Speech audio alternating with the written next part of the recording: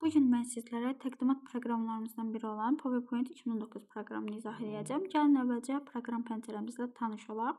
İlk öncə proqram pəncərəmizin orta hissəsində yerləşən title bardan, yəni başlıq sətrindən danışım sizlərə. Ümumiyyətlə başlıq sətrimizdə demək, təqdimatımızın susmaya görə adı görünür. Yadımıza salaq ki, Word-də bu ad dokument 1 kimi, Excel-də book 1 kimi, PowerPoint-də isə presentation 1 kimi görünür. Sadəcə burada niyə indi presentation 1 kimi görünmür, onun səbəbini izah edeyim. Ona görə görünmür ki, mən təqdimatımı öz istədiyim adla, yəni öz istədiyim adı verib yadda saxlamışam. Presentation 1 nə vaxt görünərdi? O vaxt görünərdi ki, mən sənədimi ad qoymayıb yadda saxlayan zaman avtomatik olaraq mənim təqdimatım nə olacaqdı? Demək, presentation 1 kimi yadda saxlanılacaqdı. İndi keçək pəncərəmizin sağ hissəsi. Bu pəncərəmizi idarə etmə düymələrimizdir. Lent interfeysini idarə etmə düymələrimizdir. Bu cəld müraciət panelimizdir, yəni Quick Access Toolbar. Yəni bu demək hissə vasitəsilə açılan pəncərədən biz cəld müraciət panelimizə yeni əmrlər, məsələn, new əmrimiz, open əmrimiz, print əmrimiz və digər əmrləri cəld müraciət panelinə əlavə edə bilərik. İndi keçək fayl menümüz. Ümumiyyətlə fayl bizim menümüz və yaxud biz buna düymə də deyə bilərik. Home, Insert, Drop, Design, Transition və digərləri bizim lent tablarımız, Clipboard, Slides, Font, Paragraf, Drawing, Editing bizim lent qruplarımız və lent qruplarının daxilində olanlar isə bizim əmrlərimiz sayılır. İndi keçək pəncərəmizin aşağı hissəsinə, yəni status barımıza, vəziyyət sətrimizə. Vəziyyət sətrimizdə olan bu isə nəyə bildirir? Onu bildirir ki, bizim təqdimatımız 19 slayddan ibarətdir və mən birinci slayddayam. Keçib bu hissəmiz, sağ hissəmizdə, baxın, bu bizim not hissəmizdir, yəni qeydlər yaza bilərik slaydımıza, sonra kommentlər, yəni şərhlər yaza bilərik. Sonra burada ümumiyyətlə 4 dənə görünüş rejimimiz var susmaya görə. Bu isə bizim pəncərəmizin miqyasını artırıb azaltmaq üçündür. Yadımıza salaq ki, Word-də 10-500 aralığındaydı bu faizimiz. Demək, Excel ilə PowerPoint isə ikisində də 400% idi və üçündə də standart olaraq 100%imiz idi. İndi gəlin mən sizlərə demək təqdimat, bir də slayd anlayışını başa salım. Bir çox tələbələrin qarışdırdığı bir hissədir. Ümumiyyətlə slayd bizdə öz üzərində demək mətn olsun, cədvəl olsun, diaqram olsun, sxem olsun və digər multimedia vasitələrini öz üzərində saxlayan demək PowerPoint proqramının minimal və əsas obyekti sayılır. Təqdimat nədir? Bəs təqdimat isə demək slaydların toplusudur və yaxud slaydlar ardıcıllığı da nə edə bilərik, deyə bilərik. Baxın, bu işçi sahədə olan isə bizim cari slaydımızdır. Yəni kursorun durduğu slayd bizdə cari slayd adlanır. Yəni baxın, bunlar slaydlardır. Bu da bizim slaydımızdır. Sadəcə cari slaydımız adlanır. Təqdimat da dedik ki, slaydlar toplusudur və yaxud ardıcıllığıdır. İndi keçək, baxın, bu əvvəlki slaydda mən hamısını nə etmişəm, qeyd etmişəm. Sonra keçdik fayl menümüzə və yaxud fayl tabımıza. Ümumiyyətlə, fayl menümüzdə demək olar ki, Word proqramımızda nə demişdiksə, Excel-də nə demişdiksə, PowerPoint-də də eynisini deyəcəyik. Sadəcə fərq ondan ibarətdir ki, Word proqramımızda yadımıza salaq ki, print hissəmizdə nə dedik? Deyirik ki, bir vərəqdə maksimum 16 səhifə çap edə bilərik. Amma təqdimatımızda, yəni PowerPoint-imizdə 9 slayd nə edə bilərik? Çap edə bilərik. Qalanları hamısı digər proqramlarda izah etdiyim kimidir. İndi keçək PowerPoint-də. Demək, iki anlayış var ki, iki hissə var ki, tələbələr tərəfindən bu da yenə çox qarışdırılan bir hissədir. Biri var yeni təqdimatın yaradılması, biri də var təqdimata yeni slaydın əlavə edilməsi anlayışları. Birinci baxaq yeni təqdimatın yaradılmasına. Ümumiyyətlə, yaratmaq üçün qarşımızda 4 üsul, 4 mərhələ də deyə bilərik, fərqi yoxdur. Birinci Quick Access Toolbar, yəni cəld müraciət panelimizdə proqram pəncərəmizin yuxarı sol hissəsində yerləşən cəld müraciət panelimizdə dedik ki, new əmrini, open əmrini, print əmrini və digər əmrlərimizi əlavə edə bilərik. İndi new əmrini əlavə edib, oradan bir dəfə klik etməklə yeni təqdimat yarada bilərik. Və yaxud Ctrl-N düymə kombinasiyası vasitəsilə də yeni təqdimat yarada bilərik. Fayl menümüzün baxın, home və new əmrləri vasitəsilə də yeni təqdimat yarada bilərik və bu iki əmrdə də biz blank presentation, yəni boş təqdimatı da seçib öz istədiyimiz istədiyimiz formada təqdimatımızı yığa bilərik. New-da isə bizim qarşımıza yeni şablonlar çıxır. O şablonlardan da istifadə edib təqdimatımızı gözəlləşdirə bilərik. İndi gəlin keçək təqdimata yeni slaydların əlavə edilməsinə. Ümumiyyətlə yeni slayd əlavə etmək üçün tutaq ki, bu bir slayddır. Yəni bu slaydımız artıq dolub. Üzərində nəsə qeydlər yazmışıq, nəsə müəyyən bir yazılar, cədvəllər daxil etmişik. İstəyirik ki, indi onun aşağı hissəsində, yəni yeni slaydımız nə olsun, yaradılsın. Bu zaman ya enter düyməsini, yəni mausumuzu gətirəcəyik. Tutaq ki, bu bir mausumuzdur. Mausumuzu gətirib enter düyməsini vuracağıq. O zaman da bizim aşağı hissəmizdə nə yaranacaq? Yeni slayd yaranacaq və yaxud Ctrl+M düyməsini sıxmaqla da, yəni düymə kombinasiyasını sıxmaqla da yeni slayd yaranacaq. Və yaxud Home və Insert link tabının New Slide əmri vasitəsilə də biz yeni slayd nə edə bilərik? Əlavə edə bilərik təqdimatımıza. Dördüncü yolumuz isə slaydımızın kontekst menyusudur. Baxın, kontekst menyumuz budur. Gəlin slaydımızın kontekst menyusuna baxaq. Cat slaydımızı kəsə bilərik, kopyalaya bilərik. Slaydımızı kəsdiyimiz, kopyalədiyimizləri yapışdıra bilərik. New slide, baxın burada şəkil 1-də ollandı, yəni görünüşünü dəyişə bilərik slaydımızın. Duplikat slayd, slaydımızın duplikatını, kopyasını çıxarda bilərik. Ctrl+D-dir bunun düymə kombinasiyası.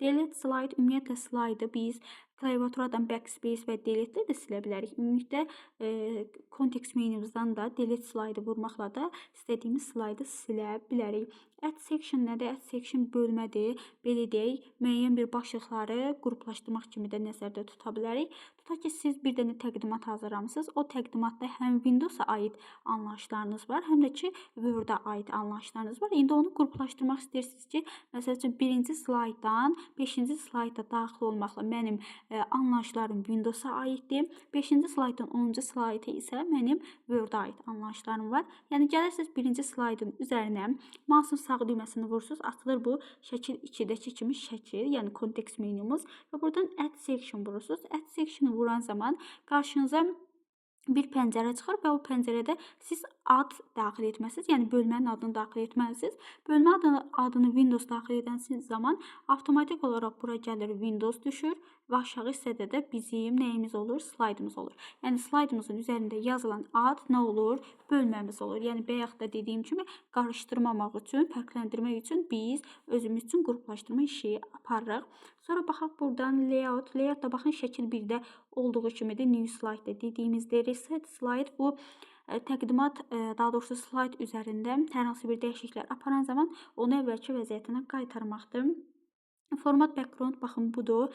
Biz slaydımızın rəngini baxın istədiyimiz rənglə nə edə bilərik? Dəyişə bilərik. Arxa fonumuza şəkil əlavə edə bilərik. Hətta qrafiki nə edə bilərik? Gizlədə bilərik. Sonra bizdə hide slide var. Slaydın gizlədilməsi. Baxın burada nümunə gətirmişəm. Tutaq ki biz 5 olmasın ikinci slaydı gizlətmək istəyirəm. Gəlirəm dururam ikinci slaydı. Baxın bu bir slaydır. Və burada nömrəsi olur. Bu nömrənin, yəni slaydın üzərində mausum, tutaq ki bu da bir mausdur. Mausumun sağ düyməsinə vururam, açılır, baxın bu kontekst menyu. Bu kontekst menyuda hide slaydı vuran zaman avtomatik olaraq mənim ikinci slaydımın nömrəsinin üzərindən xətt çəkilir, yəni maylı xətt çəkilir. Bu xətt o deməkdir ki, mənim slaydım gizlədilib. Sonra keçirik new kommentdəki kommenti biz həm statusbardan edə bilərdik. Əvvəlki demək slayda göstərdim, həm də ki buradan da nə edə bilərik? Slaydımıza komment yaza, şərh yaza bilərik. Bir də proqramımızın baxın burada genişlənmələri var. Bu demək adi genişlənməsidir. Şablon genişlənmə olaraq isə bu genişlənməmizdə yadımıza salaq ki, Word-ün şablonu olur bizdə bu. Excel-də isə olur bizdə baxın bu. Bu bizim şablonlarımızın nə idi? Yəni genişlənmələridir. Bir də burada aşağı hissədə animasiya tabında lap geniş izah edəcəm. Elə buradan da deyim ki, baxın, hər hansı bir fiqurdur. Yəni buna obyekt də deyirik biz. Yəni obyektlərimizə biz istədiyimiz qədər baxın, animasiya verə bilərik. Yəni bizə məhdudiyyət qoyulmur ki, yəni bir dənə və yaxud 2 dənə verə bilərsiniz. İstədiyimiz qədər animasiya vermək olar. Yəni keçək home tabımıza. Home tabımızda baxın, burada yazdıqlarım hamısı vacib hissələrdir. Bəzi Word-lə eyni olan hissələri əsasən sizə deyəcəm, amma qalanlarda hamısını təbii ki, oxumalısınız. Baxaq sətirlərarası məsafə. Baxın, bu Word-də də var idi. Sadəcə Word-də yadımıza salaq ki, orada həm də abzaslararası məsafəmiz var idi. Sadəcə PowerPoint-də Word-dən fərqli olaraq sətirlərarası məsafəni təyin edir. Bu bizdə layout link tabımızda idi Word-də. Yadımıza salaq ki, səhifəni nə edirdim? Sütunlara bölmək idi. Bu isə slaydları sütunlara bölməyimizdir və Home tabında yerləşir, amma Word-də Layout tabımızda yerləşirdi. Sonra Layout tabımızda başqa ərinti yerləşirdi, amma burada Home tabımızda yerləşir. Yəni Word-də Layout-da yerləşirdi, amma Insert-də, daha doğrusu PowerPoint-imizdə Home tabında yerləşir. Ümumiyyətlə fiqur görən kimi tez Insert götürməyin. PowerPoint proqramımızda Home tabımızda da nələr var? Fiqurlarımız var. Düzdür, Insert-də də var. Amma demək Drawing lent qrupumuz. Bu Drawing lent qrupumuz da hara aiddir? Home-a aiddir. Sonra baxaq, ümumiyyətlə baxın burada bu əmrimiz, bir də bu əmrimiz yalnız PowerPoint-a aiddir. Yəni Word-da bu yoxdur. Bu seçilmiş mətnə kölgə verməkdir. Bu da simvol arası məsafəni dəyişməkdir. Biri var infonu belə bitişik yazasınız, hərflər bitişik olar. Bir də var ki info. Yəni baxın, aralarındakı məsafə, yəni simvollar arası məsafəni azaltmaq və yaxud artırmaq üçündür. Sonra keçdik növbəti hissəmizə və burada digərlərində nə etməlisiniz? Bir də burada gəlin bu hissəni də deyim. Baxın, yadımıza salaq ki, Word-də maksimum, yəni klaviaturadan biz necə daxil edə bilərdik? 1638 bu Word-a aiddir. Excel-də 1409-dur. PowerPoint-də isə 1-4000 aralığındadır.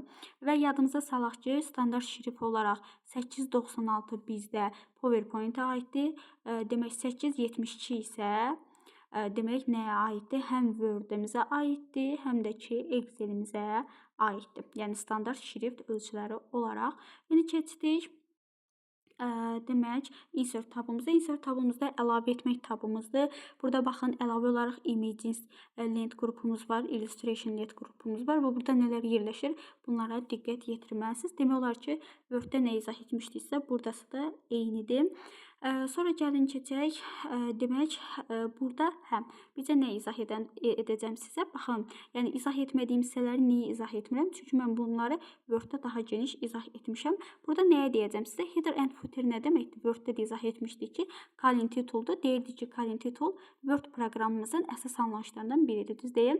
Və yadımıza salaq ki, Word-də biz aşağı və yuxarı Colin Title'lardan istifadə edə bilirdik. Amma təqdimatımızda biz yalnız aşağı Colin Title'dan nə edəcəyik? İstifadə edəcəyik. Yəni biz təqdimatımıza, təqdimat deməkdir, slaydımıza yuxarı Colin Title nə edə bilmərik? Əlavə edə bilmərik. Slide number, slaydların nömrələnməsi də Object iyun imtahanda düşmüşdü. Düzdür, Word-a aid bir saydı. Dedim axı, Word ilə PowerPoint demək olar ki, eynidir. Yəni bu da digər proqrama aid obyektli işləmək üçün nədir? Bizə lazım olan bir əmrlərimizdən biridir. Draw tabımızı yenə də Word-də daha geniş izah etmişdim deyə burada izah etməyəcəm. Sonra keçdik Design tabımıza. Design tabımız yenə də əsas sizə lazım olan, ümumiyyətlə 3 dənə gördüyünüz kimi lent qruplarımız var. Əsas sizə lazım olan bu hissəmizdir. Bu lent qrupumuzdur. Customize lent qrupudur. Bu Format Background nədir? Yadınızda salaq ki, Format Background harada açılırdı? Bayaq slaydımızın kontekst menüsünü. Yəni orada nə var idisə bunu da vuran zaman, yəni açılan pəncərədə eyni əmrlərimiz var. Bir də Slide Size-dır. Bu da ki, slaydımızın ölçüsünü neçə standartında nə etməkdir? Düzləndirməyə imkan verən bizim əmrimizdir. İndi Transition nədir?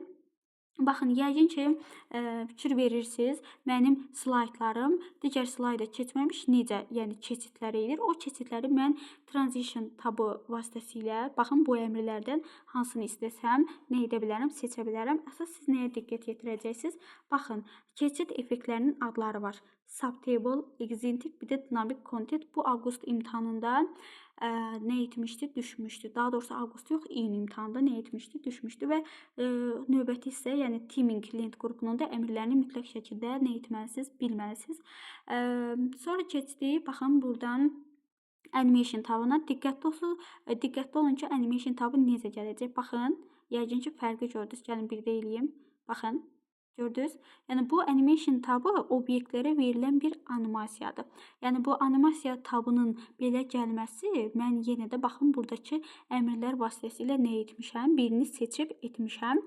Yəni ümumiyyətlə obyekt deyəndə nə nəzərdə tuturuq? Yadınızda saxlayın ki, obyekt deyəndə şəkil nəzərdə tuta bilərik, fiqur nəzərdə tuta bilərik, sxem, diaqram, hər hansı bir multimedia vasitəsi nəzərdə tuta bilərik və yenə də burada baxın keçid effektlərinin, daha doğrusu animasiya effektlərinin adlarını nə etməlisiniz, bilməlisiniz. Yenə də burada renkli hissələrlə fərqləndirdiyim hissələrdə nə etməlisiniz, bilməlisiniz. Baxın, delay obyektlər arasında gecikməni təmin eləyəndir. Slide show tabı, bu da vacib tablarımızdan biridir. Baxın, hide slide həm slaydımızın kontekst menüsündə var, yəni slaydımızı gizlətmək, həm də slide show-da var. Ümumiyyətlə, baxın, bunlar vacib hissələrimizdir. From beginning bizdə başlanğıcı, yəni birinci slaydımızdan başlamaqdır. Bu F5-imizdir. Baxın, burada da qeyd etmişəm onsuz. From current slide, bu cari slaydımız. Cari slayd deyəndə nə nəzərdə tuturuq? Kursorumuzu durduğu slayd nəzərdə tuturuq. Bu da Shift F5-imizdir. Sonra presentation da online web saytlarda nümayiş üçündür. Custom slide isə bizim seçdiyimiz demək slaydların nə idi? Nümayişidir. İndi növbəti slaydda nə edəcəm? Göstərəcəm sizə. Baxın, mən bu şəkillərə animasiyalar vermişim. İndi fikir verin, görün şəkillər necə gəlir.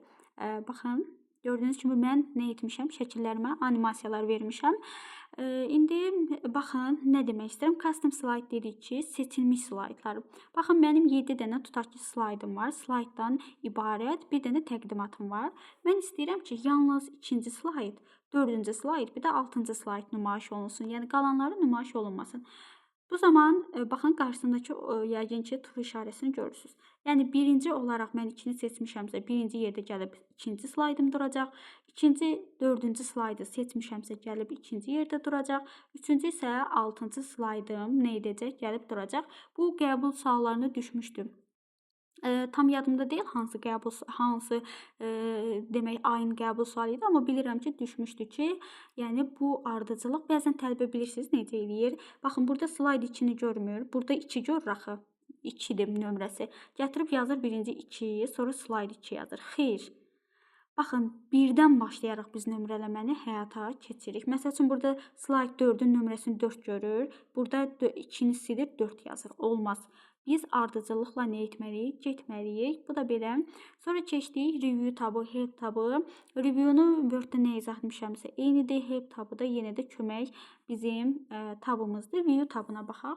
View tabında ümumiyyətlə yadınızda saxlayın ki, siz nəyə bilməlisiniz? Word-lə PowerPoint-in görünüş rejimlərinin müqayisəsini bilməlisiniz. Yəni, baxın, buradakı adlarla oradakı adları əzbər bilməlisiniz ki, bəzən düşmüşdü, qəbula düşmüşdü onsuz. Bir dənə sual verirdi, məsəl üçün bir dənə şəkil vermişdi. Deyirdi ki, bu daha doğrusu belə sual idi ki, hansında xaçkeş görünmür və yaxud deyəsən şəkil görünmür. Tam yadımda deyil sual. Yəni bu sualları variantlarda gətirib Word-ün, əslində PowerPoint aid bir sualdır, amma gətirib Word-ün görünüş rejimini qoymuşdular. Ona görə də Word-lə PowerPoint-i daha yaxşı, yəni oxuyan zaman müqayisə etməlisiniz. Təbii ki, normal görünüş rejimimiz Outline View, Slide Sorter, Note Page, bir də Reading View. Baxın, Read Mode Word-da da var, mod da amma burada.